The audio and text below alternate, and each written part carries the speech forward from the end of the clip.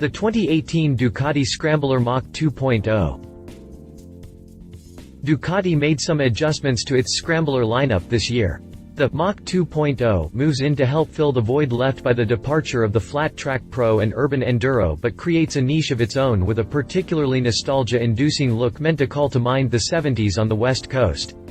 Roland Sands Design in Los Angeles, California, drew on its vast experience as a custom bike builder on that very coast to dream up this variant on the Scrambler theme at Ducati's request, and the result is pretty cool, man. The differences between the Scramblers can be subtle, though noticeable, but today I'm going to take a look at the Mach 2.0 and see what RSD switched up to set this ride apart from the rest of the range. Continue reading for my review of the Ducati Scrambler Mach 2.0. Design.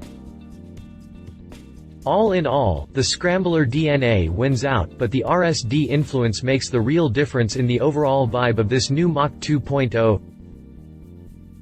Right. It's a Scrambler. We've got the seat from the discontinued Flat Track Pro with a large influence from the Icon that served as the base model. The Mach leads the way with the same chopped and bobbed front fender as the Full Throttle and the Café Racer, and shares blacked-out USD front forks with the rest of the family. A blackout triple clamp, headlight can, mirrors, turn signals and instrument housing keeps the front end clean with a tapered motocross-style handlebar that serves as the first clue as to the inspiration for this ride. While there have been helmets designed around bikes before, I think this is the first time I've heard of a bike built around a particular helmet. You see, back in the 70s the designers at Bell produced the Ducati Scrambler Cross helmet, and this MX-style bucket came with a distinctive brown, orange, yellow motif that makes an appearance on the steel fuel tank and rear fender of the Mach 2.0. The very name is a nod to the Ducati Mach 1250 circa 1965, so this ride has the retro vibe coming and going. A rather low-profile fuel tank and nearly straight bench seat gives the Mach a relatively flat top line in profile, but the seat itself carries just a hint of a buttcup at the break between pillion and rider. Personally I think a proper tuck-and-roll bench would be the way to go, but RSD didn't exactly call for my input on it, so here we are. As with the rest of the range, the LED taillight is kind of wedged between seat and fender with not but a couple of turn signal standoffs to clutter the lines. The license plate mounts down on the hugger to further clean up the tail, and I really like the look that arrangement brings to the table. It ain't very 70s-ish, but it does make for a nice clean rear end. All in all, the Scrambler DNA wins out, but the RSD influence makes the real difference in the overall vibe of this new Mach, second of its name. Chassis. The tires come cut for traction on soft stuff but focus on street performance with generous street flats that inspire more confidence than you get from many of the other current dual-purpose tires. The tubular steel trellis frame is more than just the bones of the beast, it's also part of the overall aesthetic where it peeks out from under the fuel tank to form a sort of exoskeleton around the engine compartment. Too bad RSD missed another chance to be retro when it decided to go with cast wheels rather than laced for the 18-inch front wheel and 17-inch rear. Steering geometry trends toward the agile end of the spectrum with a 24-degree rake and 4.4-inch trail on a 56.9-inch wheelbase, plus a wide 35-degree steering arc to help with tight maneuvers. A single coil-over shock tames the boomerang-shaped swingarm with adjustable spring preload and rebound damping features, but beyond the strength inherent with the 43mm USD front forks, the front end is pure vanilla. Wheel travel at the axle clocks out at 5.9 inches front and rear, so you can consider it capable of handling the roughest roads and even light, soft terrain on the Pirelli MT60 Rupees hoops. The tires come cut for traction on soft stuff but focus on street performance with generous street flats that inspire more confidence than you get from many of the other current dual-purpose tires. A single 330mm disc and 4-pot caliper slow the front wheel with a 245mm disc and single-bore anchor in back and all-around ABS protection as part of the standard equipment package. Drivetrain. For safer operation at high revs, Ducati uses their Desmodromic system that uses a pull-closed cam to close the poppets instead of using springs that are vulnerable to harmonic float. Ducati powers the Mach with its 803cc twin power plant, the same as the rest of the full-size Scrambler range. An 88 mm bore and 66 mm stroke gives the mill a decidedly oversquare layout with a midrange 11:1 compression ratio. Duck kept things simple with good old-fashioned air cooling and 2-valve heads, but didn't skimp on the valve train as the expected desmodromic system makes an appearance on this plant. In case you're unfamiliar with the brand or have been living in a cave the last 40 years, that means that instead of using springs that are vulnerable to harmonic float to close the poppets, the heads have a pull-closed cam that takes care of business.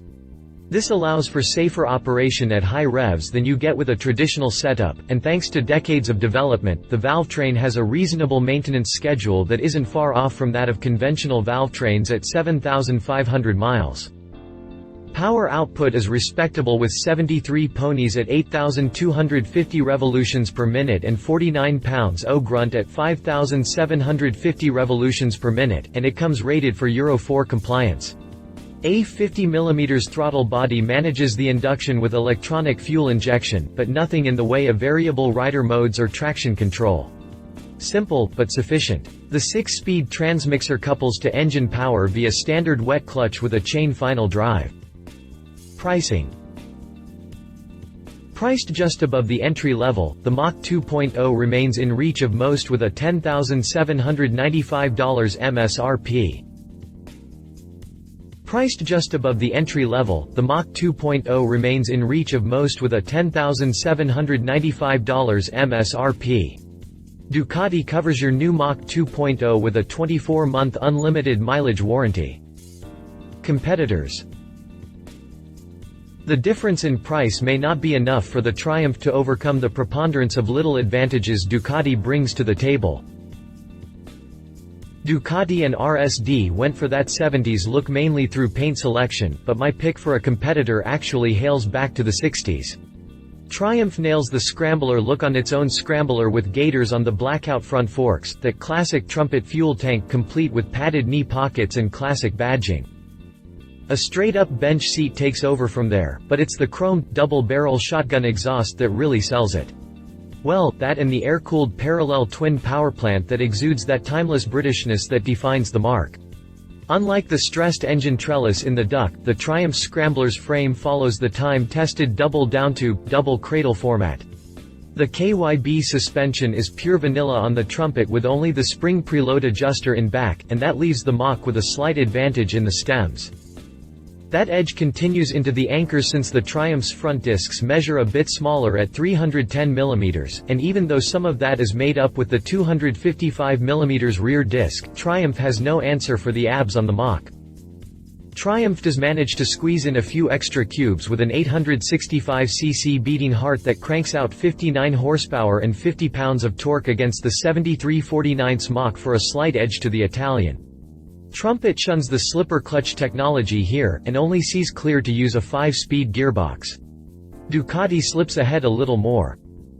At the checkout, Triumph shows us the silver lining with a $9,400 starting price in jet black and $9,900 for the two-tone Diablo Red, Lunar Silver package. That's within $1,000 of the Ducati Mach 2.0, and that may not be enough for the Triumph to overcome the preponderance of little advantages Duck brings to the table. He said.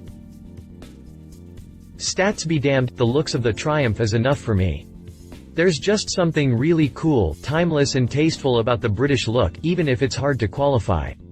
That aside, there's not a thing wrong with the Mach, except the colors.